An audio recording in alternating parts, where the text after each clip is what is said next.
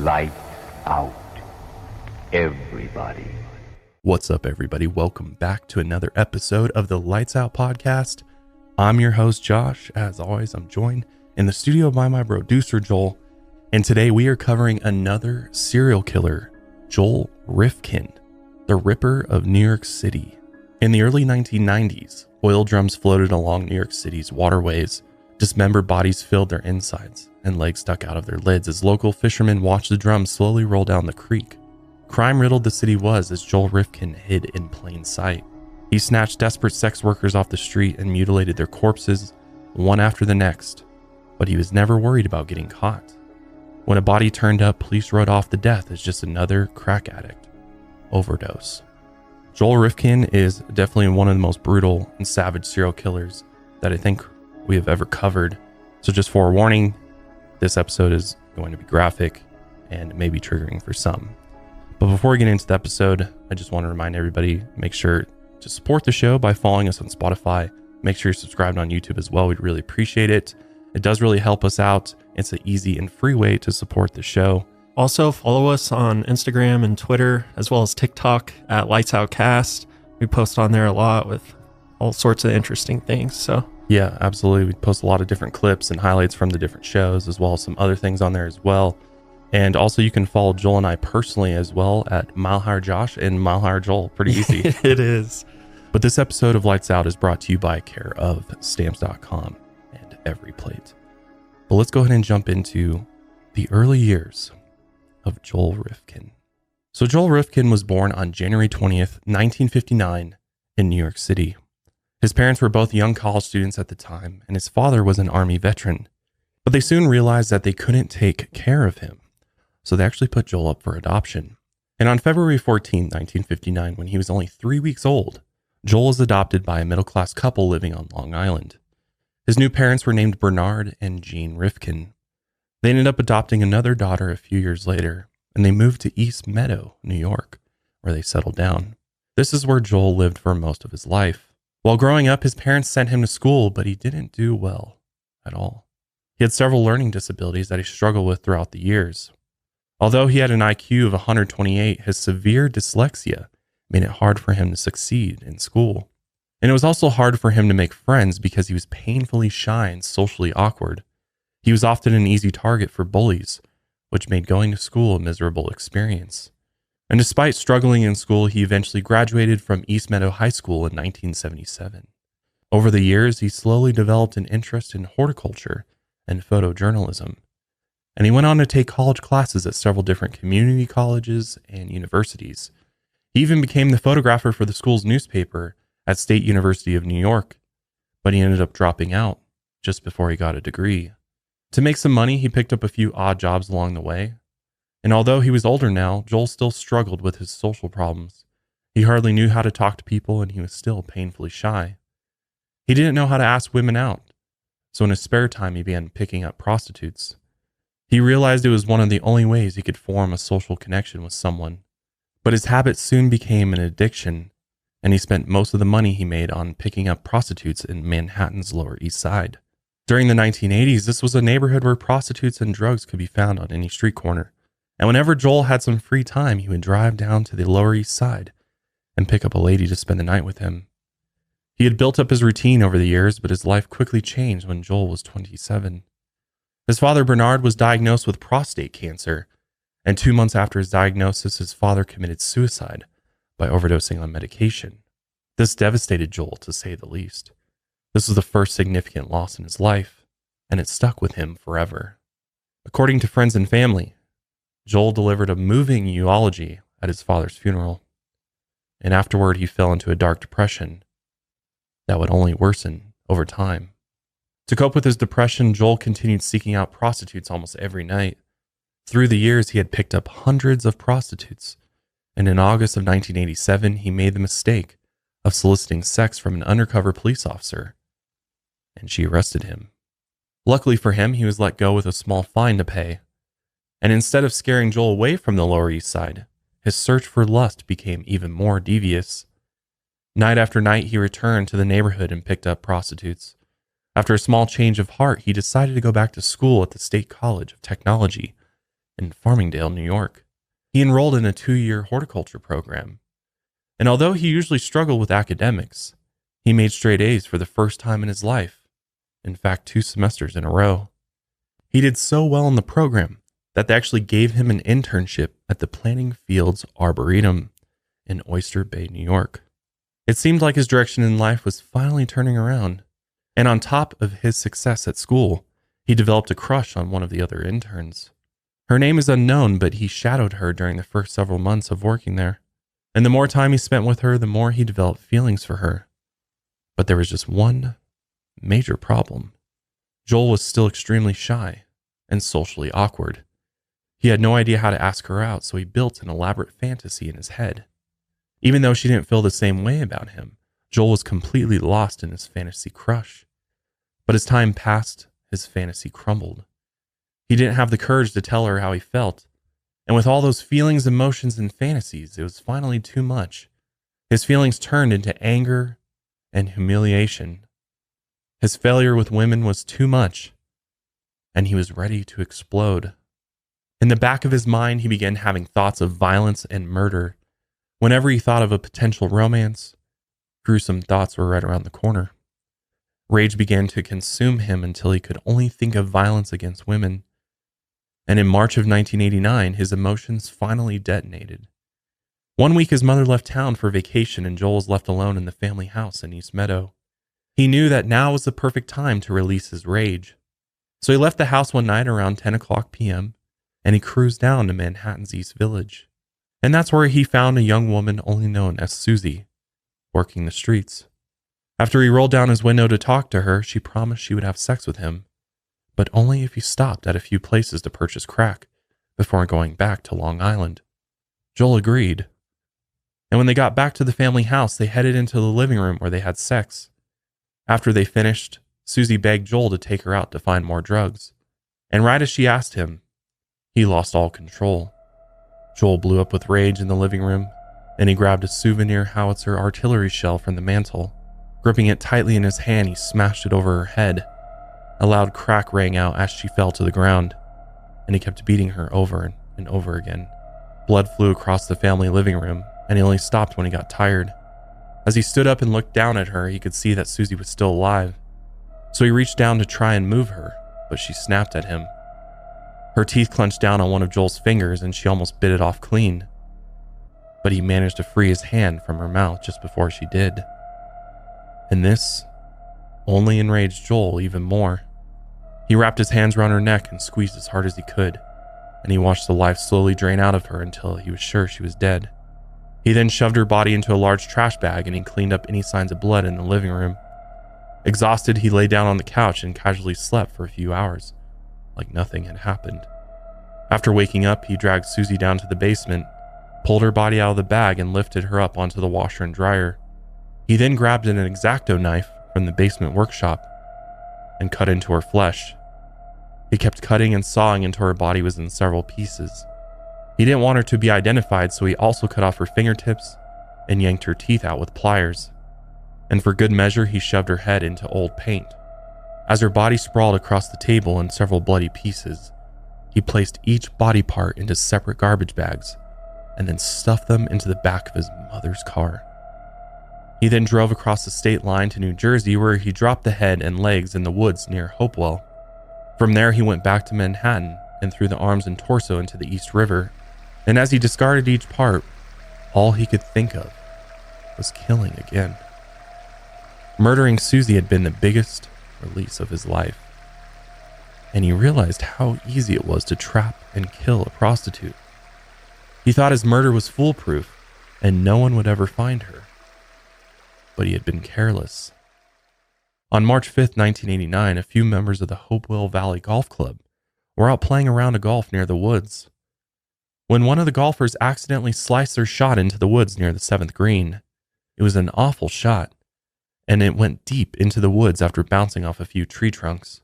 As the golfer stumbled into the woods to look for their ball, they spotted a curious paint can on the ground. Long strands of bloody hair came out of the top, and when the golfer stopped a bit closer, they noticed it was a human head shoved into the can. The golfer then called the police, and the police rushed to the scene. And after collecting the various trash bags filled with body parts, they sent it to their labs, hoping to identify the victim. After putting together several artist sketches of the victim, they checked them against a list of 700 missing women. And unfortunately, they never identified Susie. But after they did a blood test, they learned that the victim was HIV positive. And when this information was released to the public, Joel quickly sank into a panic attack. Not only had he had sex with Susie, but he dismembered her body, and her blood had gotten all over him. This scared him so much that he didn't kill again for another year. Instead, he waited until around 14 months later, in late 1990, when he found his next victim. His mother had gone out of town again, and the urge to kill consumed him, so he repeated his process. As he strolled the streets of Lower East Side, he saw a woman who looked like Madonna. She had blonde hair and dark red lipstick, and when he pulled over his car, he asked her for her name, and she told him it was Julie Blackbird. They struck up a deal to have sex, and Joel drove her back to his mother's house.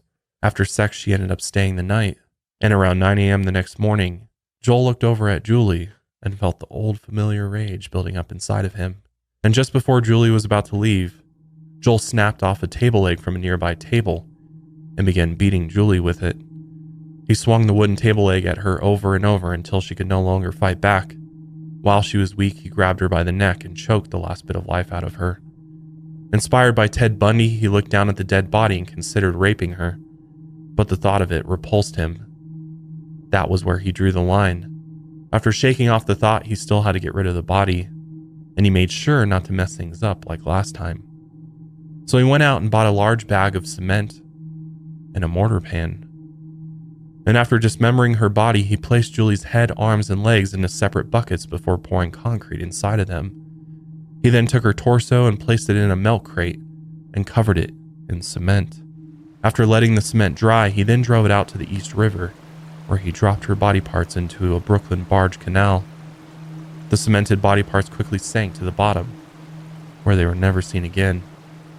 The only thing left of Julie Blackbird was her diary that Joel stashed in his bedroom like a trophy. He also kept the table leg that he beat her with. He figured it was such a good weapon he might use it again.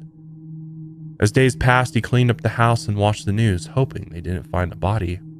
And when he realized he was in the clear, he began realizing that murder was too easy. So easy, in fact, that he couldn't wait to kill again.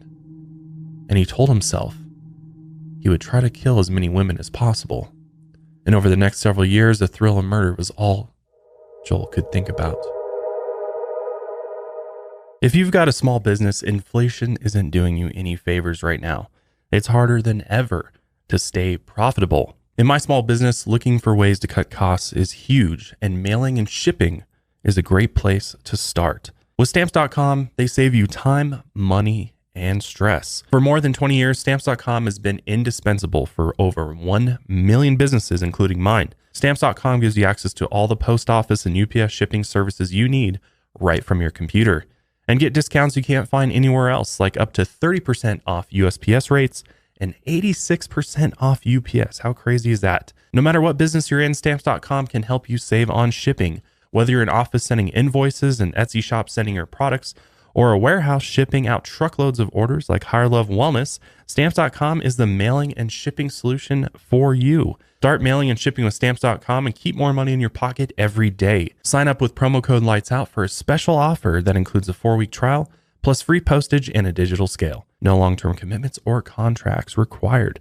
Just go to Stamps.com, click on the microphone at the top of the homepage, and enter code LIGHTSOUT. By 1991, Joel had become completely consumed with murder and violence. On the side, he started his own landscaping company in April of 1991, and he rented a small space connected to a local nursery where he stored his equipment. And as months passed by, he struggled to keep his customers, and by the end of the summer, he had fallen behind on rent. He was a decent landscaper, but most of his time was spent daydreaming about violence and murder. His landscape company was on the verge of failing, so he decided to use a small rented space to store dead bodies instead. His true passion was killing. And on July 13, 1991, he found his next victim. He picked up a 31-year-old addict named Barbara Jacobs, and just like his previous victims, he took her back to his mother's house for sex. And after she fell asleep, Joel snuck over to a cabinet where he pulled out the old table leg he had used to beat his last victim. He walked back over to Barbara where he watched her sleep.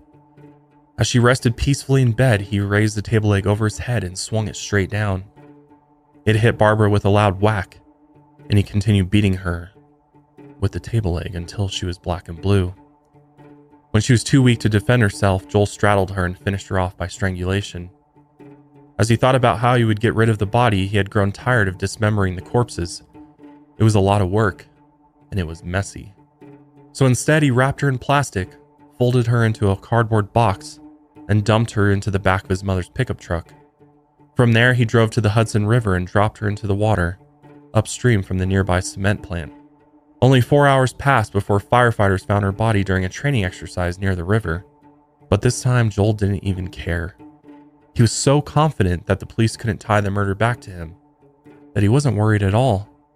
And he was right. The police coroner blamed her death on a drug overdose, and the investigation was closed. Again, he got away with murder, so Joel just kept on searching the streets of New York for his next victims. On the night of September 1st, 1991, Joel drove through Queens, where he found Mary Ellen DeLuca on Jamaica Avenue. She was a 22-year-old island native, and she was looking for her next fix. After picking her up, Joel drove around until sunrise. They stopped at several different locations to pick up crack, and Joel ended up shelling out $150 that night. In the early morning, they wound up at a cheap motel. As Mary rifled through her packets of drugs, she complained that they didn't get enough. But Joel didn't care. He then coerced her into having sex with him. Mary rushed through it and complained the entire time, until Joel became so annoyed with her that he burst out and asked her if she wanted to die. Supposedly, Mary immediately said yes. They looked each other in the eyes, and Joel was a bit surprised by her response. But he put his hands around her neck and pressed her into the mattress. At first, he thought she was lying about wanting to die, but as he clenched his grip around her neck, she didn't resist. She did nothing and accepted her fate. She just lied there in bed until the oxygen was cut off from her brain and she slowly died. As strange as it was, Joel was happy to kill again. But as he looked over at the clock, it was the middle of the day. He had never had to get rid of a body in broad daylight before, so he thought about how he was going to carefully transport and get rid of the body. He remembered an old Hitchcock movie called Frenzy, where the murderer stuffs a body into an old trunk. So the movie inspired him to purchase a cheap steamer trunk and put Mary's body inside. He then dragged the trunk to his car and put it in the back. He then drove upstate to Orange County and left her body at a rest stop near West Point. Sometime later, Mary's mother reported her missing, but her body wasn't found until October 1st, 1991. She was found completely nude except for a bra, and she had no ID on her. Her body had been rotting there for almost a month, and the decomposition was so bad that the coroner couldn't determine a cause of death. Maggots had also infested her body, and she was completely unrecognizable. She was later buried in a cemetery plot without a name. And like most of Joel's victims, they were strangers to him. He barely even knew their names. He only knew them from their first and only encounter. But on another September night, he decided to return to a prostitute he had already met before. Her name was Yun Lee, a 31-year-old Korean native. Over the months, he had grown to like Yun Lee, and she was the second prostitute that night. As Lee went to work, Joel realized he couldn't perform, which made him feel completely humiliated. And as always, this humiliation grew into rage. On impulse, he threw a punch at Yun Lee as she fell to the floor, shocked. Without hesitating, he jumped on top of her and began strangling her. And just before she died, she used her last breath to whisper that he was making a mistake. When she finally died, Joel felt remorse for the first time. This was the first time he had ever killed someone he knew, and he thought he liked her too. But his remorse quickly vanished. He stashed her in a steamer trunk and dropped the body into the East River. Yun Lee was found on September 23rd floating past Randall's Island, near the mouth of the Harlem River. Her ex-husband identified the body and she was buried with her name on the headstone. After this, Joel went back to killing strangers. As for his next victim, he never bothered to ask for her name. She was only known as number 6 because she was his 6th victim. He picked her up at West 46th Street in Manhattan a few days after Christmas in 1991. He paid her for oral sex and she got into his car. He then pulled into a dark alley where she unbuttoned his pants, thinking he was just like any of her other clients. But as she leaned her head down, he grabbed a hold of her neck. He strangled her quickly, hoping no one would notice the vehicle parked in the alleyway. After she was dead, he pushed her body into an upright position in the passenger seat and drove to his small landscape shed. There he hid her body under a tarp until he drove her to a recycling plant in Westbury. He stole a 55-gallon oil drum and stuffed the body inside. And that's when he realized that a 55-gallon drum was a perfect size for a body. So he remembered that for later. From there, he drove back down to South Bronx, where he found a small district filled with junkyards.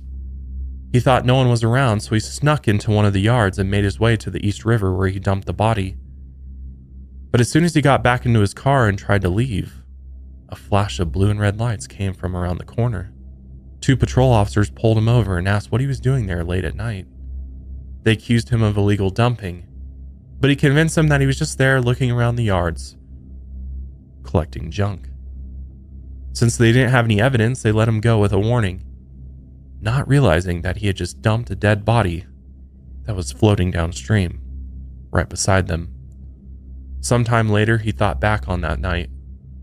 The close call with police reminded Joel that he could get away with almost anything. He also remembered how much he liked the big 55-gallon oil drums for hiding bodies, so he bought a few more for his future victims. By this point, Joel had his system down. It was only a matter of how many victims he could lure into his car. Before long, he found Lorraine Oviedo on the day after Christmas, December 26, 1991. She was a 28-year-old who tried to control her bipolar mood swings with cocaine. She used to live a simple life at her home on Long Island, where she had actually been a cheerleader in high school, but her mental health issues pushed her towards drug addiction. She didn't go home to spend the holidays with family. Instead, she worked the chilly streets in Bayshore. Joel picked her up and he parked his car near a schoolyard fence. By now, he didn't even have to think about how he would kill.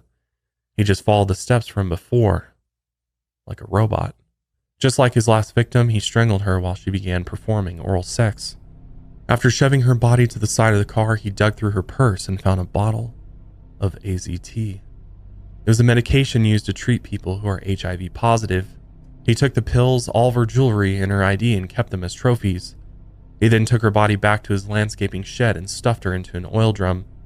From there, he drove over to Brooklyn and threw her body into Coney Island Creek, adding one more victim to the New York waterways. Lorraine's body wasn't found until July 11, 1992, almost 7 months after her death. And her family didn't file a missing persons report until September, 2 months after she had already been found. Once again, Joel got away with murder, and barely anyone even noticed she had gone missing. Only a week after he killed Lorraine, Joel was quickly back on the hunt. He found his next victim, 39-year-old Mary Ann Holloman, a prostitute who also sewed personal G-strings for her friends who were strippers. He picked her up on January 2nd, 1992, and by this time, Joel felt that the murders had become completely automatic. There was nothing personal about them, as he killed her the exact same way as his last few victims. He even drove her to the same place he killed Yun Lee, and he dumped her into the Coney Island Creek. Her body wasn't discovered until about 6 months later, after an anonymous caller reported a body floating in the water. She was found only 2 days before Lorraine. Normally, this would suggest a serial killer was on the loose, but New York police saw nearly 2,000 murders a year, and prostitutes were one of their lowest priorities, and Joel took full advantage of it. By his 9th victim, he had forgotten names, dates, and places. He only remembered her tattoos and how she fought for her life. He had forgotten most of the details because by this point he was brain dead, just an automatic killing machine. He dismembered her and crammed her body parts into his last oil drum, and he dropped the barrel into the Newtown Creek in Brooklyn. The barrel was later spotted by a fisherman floating down the creek with 1 foot sticking out of the barrel on May 13, 1992. When they conducted her autopsy, the report showed that she had a lot of cocaine in her system.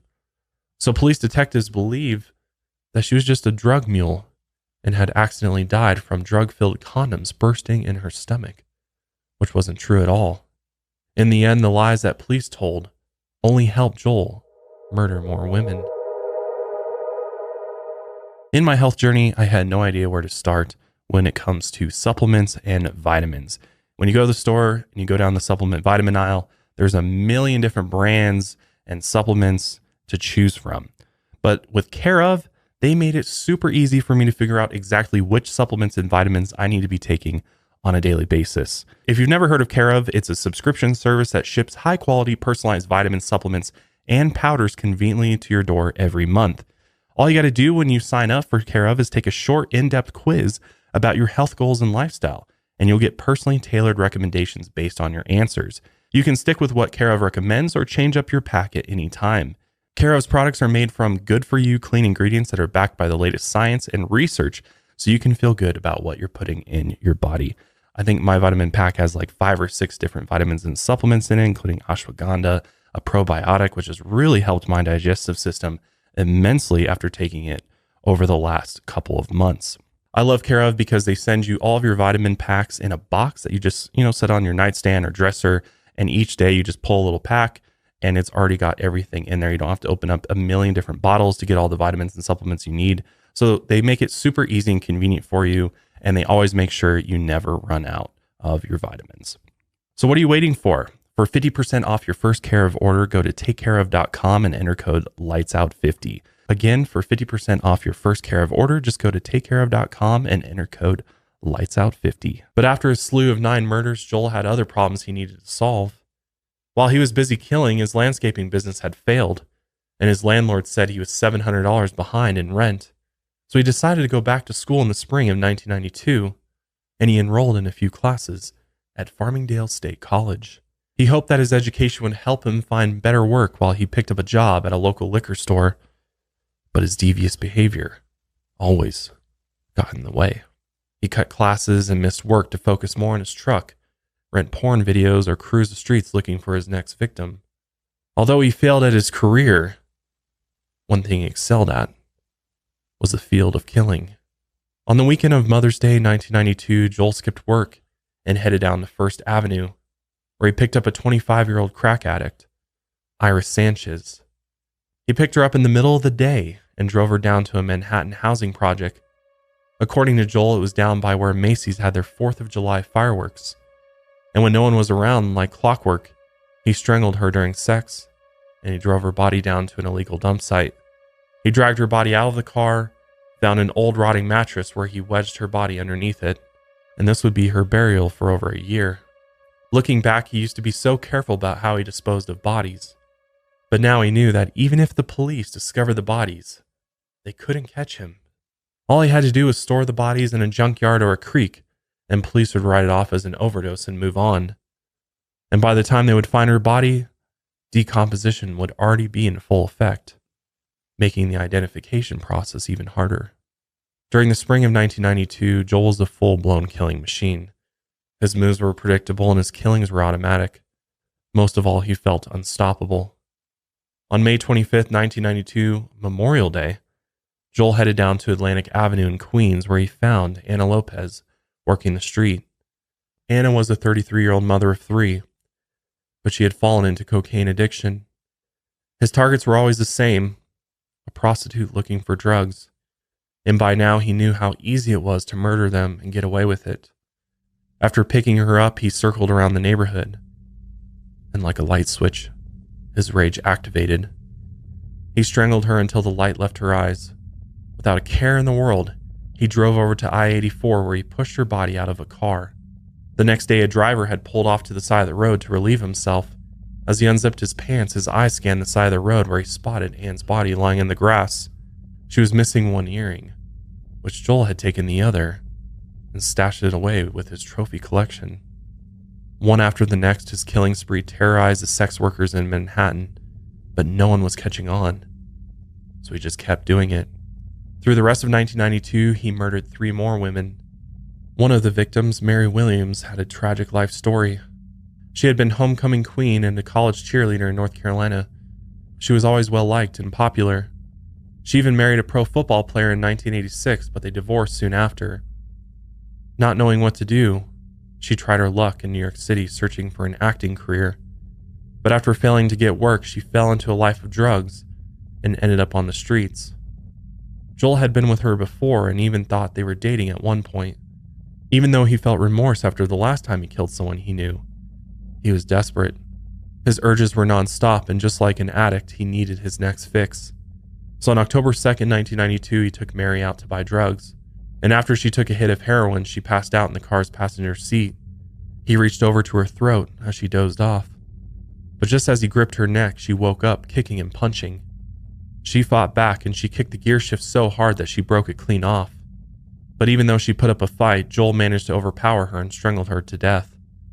He then gathered up all of her credit cards and jewelry before dumping her in a Westchester suburb, and Anna was found a few months later on December 21st, 1992. And like many of the others, police couldn't identify her, so her body filled another nameless grave in New York. And just as Joel thought it was too easy to get away with murder, he finally met his match. Jenny Soto was his last victim of 1992, and she fought back so hard that Joel wondered if he should keep on killing. He met Jenny Soto at 11 p.m. on November 16, 1992. She was a 23-year-old drug addict who had tried rehab countless times, but always turned back to hard drugs. Joel picked her up near the Williamsburg Bridge in Lower Manhattan, and he figured that she would be an easy kill like the others. After she got into the car, Joel tried to strangle her after they had sex, and she turned out to be the toughest one to kill. She kicked and punched Joel, and as he got his hands around her neck, she took her fingernails and dug them into Joel's face and neck. She clawed him so hard that she broke all 10 of her fingernails into his skin. Blood poured down his face and neck, but he fought through the pain. Blood poured into his eyes, but he still managed to overpower her. And in the end, Jenny became another one of Joel's victims, and he just rolled her body down into the Harlem River. She was found the next day and identified by her fingerprints, but police ended up looking into her ex-boyfriend as a murder suspect. And once again, Joel got away. But Jenny might have saved the lives of a few future victims, because after her fight, Joel took a 15-week break from killing. The scratches on his face and neck looked horrific. Jagged claw marks covered his cheeks and the sides of his neck, and he didn't want to explain how he got his wounds, so he decided to lay low for several months, and he wouldn't strike again until the end of February the following year. And he had no idea his demise was right around the corner. By June of 1993, Joel's rampage would come to an end, but not without one last violent killing spree. His last victim was like many other women who ended up on the street. Her name was Tiffany Bresciani. When she was younger, she left Louisiana and traveled to New York, hoping she could find work as an actor or a dancer. But instead, she got hooked on heroin and found work in a strip club. Soon enough, she began working as a prostitute in the streets of New York, and her fate would end in the hands of Joel Rifkin. On June 24th, 1993, Joel picked her up that night on Allen Street, and he drove her over to the New York Post parking lot. She was his fourth prostitute in 2 days, and he ended his bender with one more murder. Sometime around 5:30 a.m., he wrapped his fingers around his victim's throat one last time and strangled her to death. And from there, he drove her back to his mother's house in East Meadow. He still lived with his mother after all of these years, and apparently she had no idea what Joel was up to late at night. On his way home, he stopped at a few stores along the way to pick up rope and a tarp. He swaddled her corpse inside the tarp and stuffed her in the trunk of his mother's car. When he got home early the next morning, his mother demanded the car keys and said she needed to go shopping. So Joel gave her the keys, but he was starting to have a little panic attack. So he tried his best to keep his composure. Joel's mother ended up being gone for half an hour, but she came back and still had no idea that there was a corpse in her trunk. Joel then moved her body into the cluttered garage when the coast was clear and stuffed her in a wheelbarrow. For whatever reason, instead of getting rid of the body, he worked on his pickup truck for the next 3 days while the body wasted away in the garage. Some suspect he was so confident that he wouldn't get caught that there was no rush, or he didn't want to use his mother's car again. Or maybe he was in a fugue state and didn't realize what he was doing. Either way, this was the beginning of the end for Joel. For 3 days, the summer heat made the corpse in his garage stink, so he knew he had to get rid of the body soon. So he loaded the body into the back of his pickup truck and drove up to Melville's Republic Airport, about 15 miles north of his house. But on his way there, 2 state troopers noticed that he had no rear license plate on his truck, so they pulled him over. When they got up to his vehicle, Joel had a nervous look on his face, and when the troopers looked into the back of his truck bed, they saw the decomposing body of a woman loosely wrapped inside a tarp, and with no hesitation, they arrested Joel. And because of this traffic stop, Joel's killing spree had finally come to an end. After taking him back to the police station, homicide detectives interrogated Joel around 8:25 a.m. on June 28, 1993. The interrogation lasted 8 hours, but the sessions were never recorded. What actually happened during the interrogation is still a mystery. Joel later complained that he had actually asked for a lawyer several times, but he was always refused. The written transcript of the interrogation was reconstructed from the homicide detective's memory, and they claimed that they offered him a lawyer, but he refused. But by the end of the interrogation session, Joel had described and confessed to all 17 murders in detail, all without having a lawyer present. He wrote down all the names of the victims that he could remember, and even sketched maps of the areas where he dumped the bodies. And then he decided to play a numbers game with me. And we asked him, like, how many have you done, 100 or so? And he said, no, I did not do it 100 times. And I came out with more than one, less than 20. And going through different numbers, he said 17. He gave us the number 17. I think they were very surprised. Finally, just, hand me a map and a couple of pens and, I'll draw you pictures. So I did. When he told his stories about what had happened to each of his victims, he was completely cold and detached. He listed the victims by number, and he described their murders as events or incidents. During the confession, police officers raided Joel's mother's house in East Meadow. They refused to tell his mother what happened to him, saying that he was arrested for a traffic violation. But by 9 a.m., Joel's mother had seen what had happened to her son on the news, and she quickly called her lawyer, who referred her to a criminal attorney, Robert Sale. Realizing that Joel was being interrogated without a lawyer present, Robert called the state police at 3:30 p.m. and told them to stop questioning Joel until he arrived. But they kept on interrogating him for at least another hour, and by then Joel had told them almost everything. I figured, there was no point in being evasive. I gave them the whole thing. They were wearing me down. It was already getting into afternoon. I'm tired. It's just, didn't sleep the night before. They're very good at what they do. They know how to bring you to the edge and then take you back and then bring you back to the edge again. His memory wasn't perfect, but he led police to where several of the bodies were stashed. After his confession, Joel was arraigned on July 15th, 1993, and he pleaded not guilty. I'm not guilty. He ended up firing his lawyer and hired 2 new ones, trying to get rid of his first confession. And he claimed that police didn't have probable cause to search his truck in the first place. The assistant district attorney offered Joel a deal, 46 years to life for all 17 murders, but only if Joel pleaded guilty. Joel declined this offer. He hoped that he could claim insanity and be acquitted of all of his crimes. The insanity defense at that point loomed as the most viable course to pursue if we were going to, in some way, try to impress upon the jury that Joel truly didn't appreciate the consequences of his actions. The dead, even though disposed of, were dates to Joel Rifkin. His mind never drew the connection between what was real, what was fantasy, what was life, what was death. What I have done can never be forgiven, but I ask you to believe me when I tell you that I will never understand the part of me that caused me to do these terrible things to your children. Not only will I go to my death reliving these horrors, but I will go there never knowing why I did them at all.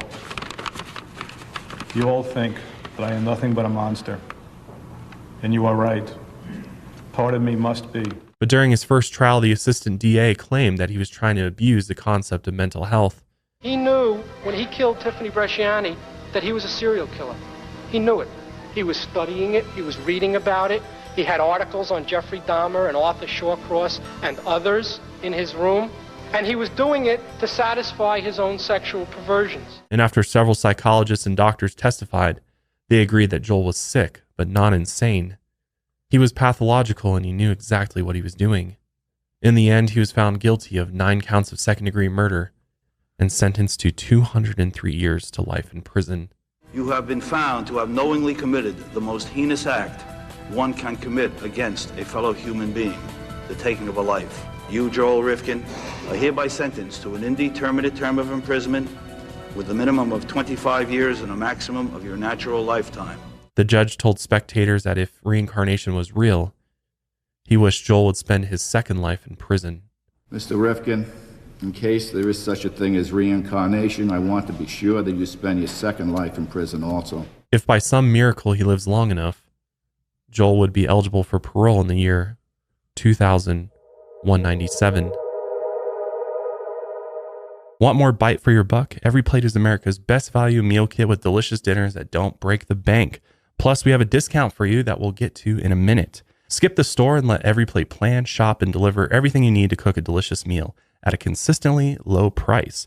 Did you know that Every Plate is 25% cheaper than grocery shopping?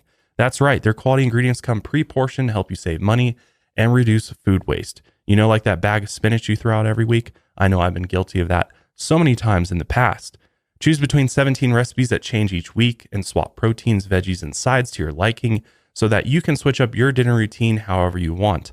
After all, variety is the spice of life. I love Every Plate because with my busy schedule, I do not have time to cook for more than 30 minutes. And what I love is that Every Plate recipes come together in just 6 simple steps and are absolutely done in about 30 minutes or less. And if you didn't know, Every Plate is now owned by HelloFresh. It is the best value meal kit though.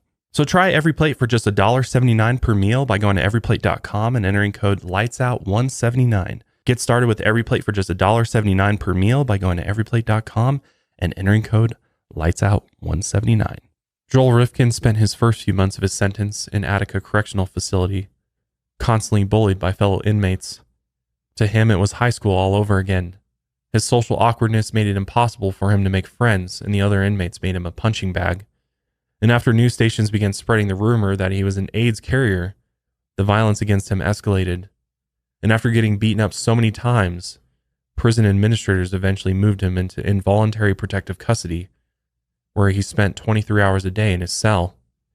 In his free time, he read books and magazines, and he was taken to court by the families of his victims. He also picked up sketching and painting as hobbies, and in April 1998, he made the news again. His prison artwork went up for sale as part of a program to compensate victims.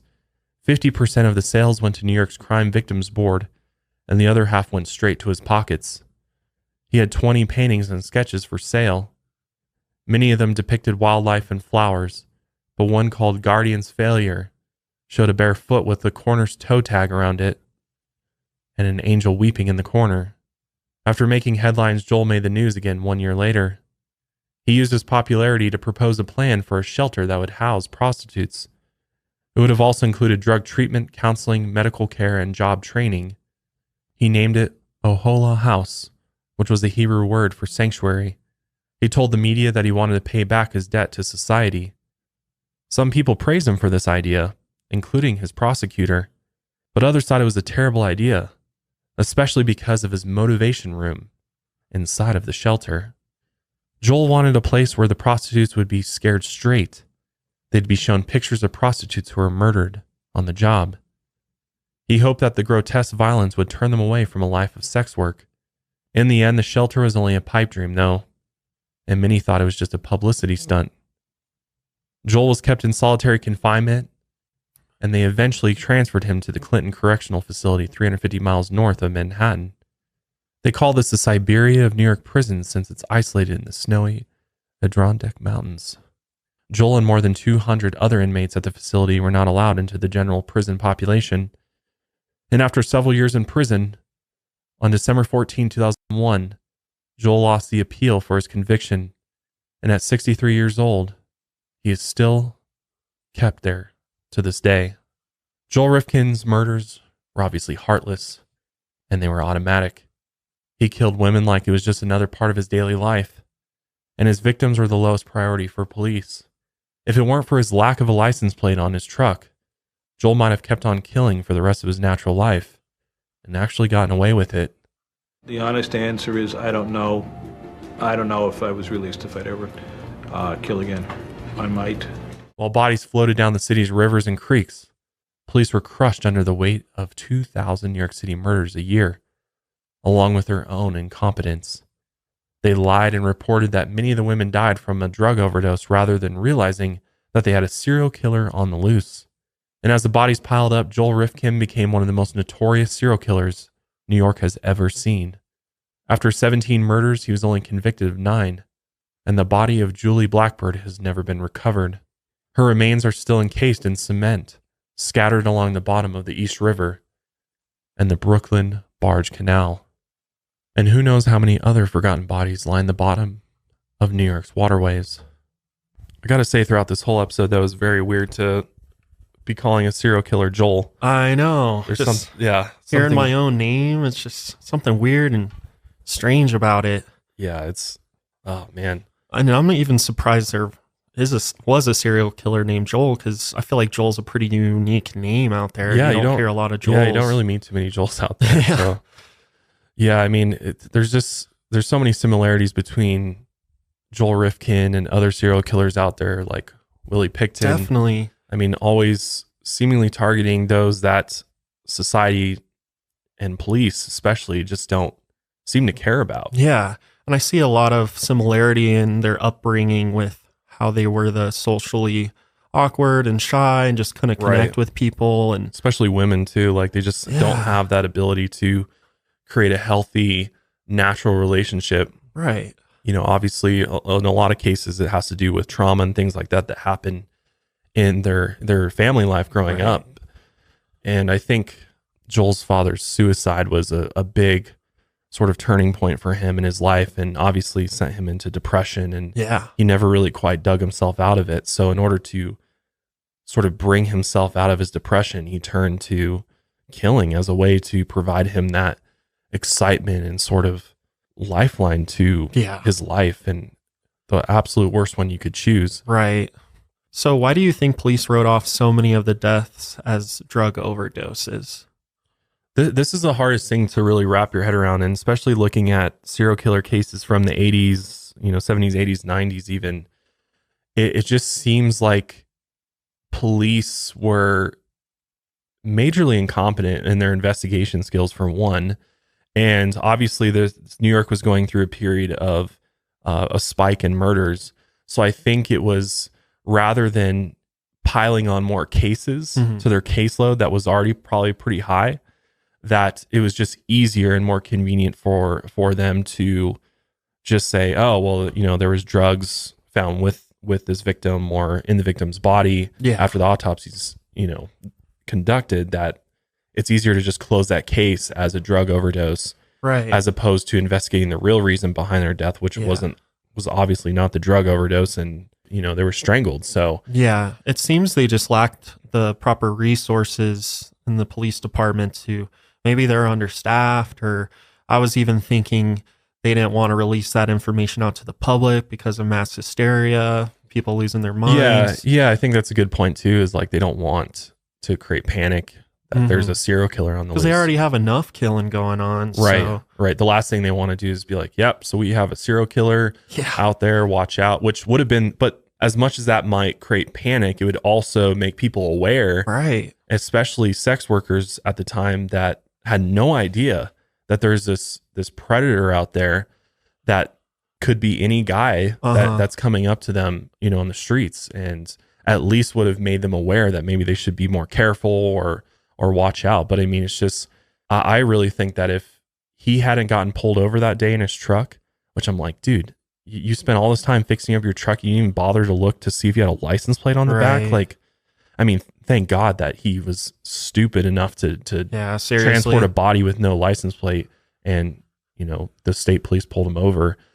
But I think honestly, if he had put that license, he had never been pulled over that day, that he probably would have went on and maybe murdered another 20, 30 women, or even more. I mean, who knows? The body count could have gotten extremely high, because it seemed like there was just no action being taken by police at all. Like they just were literally, because he was picking, you know, women that were sex workers that were also had, you know, addiction problems to kill, that could have just went on forever potentially. Yeah, he definitely got overconfident, and then towards the end just got careless. And I mean, we've seen that with other serial killers too. Is that's their downfall? Is they just got careless. They get too cocky and confident. They think that they're smarter than police, and they make one stupid mistake. And then I think in the back of his mind, he was thinking, well, once I get caught, then I'm just going to tell them everything, so I get credit for everything that I've done.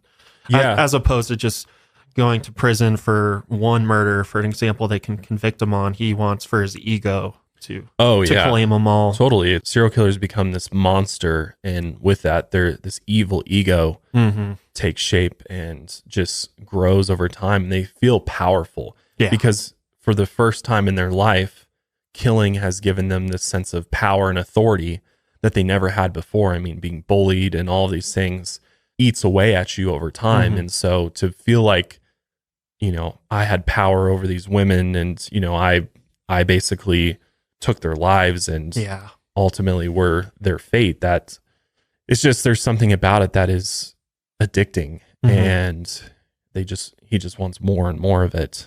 And you see that with almost every single serial killer, is that the more that they do, the more cocky and egotistical they get, and thinking that they're never going to get caught. I mean, just like Ted Bundy, just like Willie Pickton. I mean, they just, and I think also it's just police at the time. I mean, we know this happened with LAPD and in New York, especially the big cities, is that there is a total, you know, like bias against sex workers and just people, minority groups, basically. They just seemed like they looked at them like low lifes, and that they didn't matter. Almost like they were trash, and the city was better off not having them there. So it's just rather so twisted. And rather than doing anything about it, they're just like, oh, you know, write it off as a drug overdose death and move on. Right. I think ultimately Joel got the punishment he deserved. I mean, 203 years. He's never going to get out of prison. He's going to die in prison, and it sounds like it's been a pretty rough time for him in there. Good. Yeah, seriously. I mean, honestly, I'm like, just why keep him in?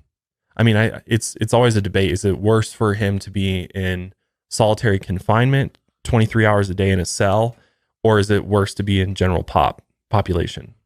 Yeah, tough question. Just really depends. I think both are torture, really. I think honestly, when you think more about it, solitary confinement, I don't know though. Some people like that though, and don't mind being alone. And he's making artwork and just like you're. I think eventually in solitary confinement, you're able to deal with it. Like you get so used to it that you're able to deal with it, and they give you stuff to do. Yeah, and I feel like he was already comfortable just being by himself because he couldn't fit in with his peers. So he probably felt more comfortable in there than general popular. I know. Why not keep him in general population where, you know, he can have a rough day every day. Right. And honestly, probably would end up being killed in general population. I could see that.